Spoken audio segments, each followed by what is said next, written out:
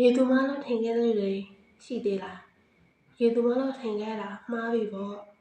လက်ဆက်တက်တော့သူတို့တွေကပဲကိုယ်တွေကိုလိန်နေလေဒီလူက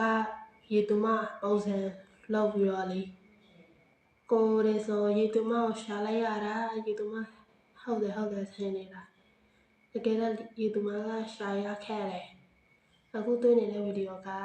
လူအစဲပေါ့နော်ရုပ်ရှင်ရိုက်ဖို့တွက်လုပ်နေလားမသိဘူး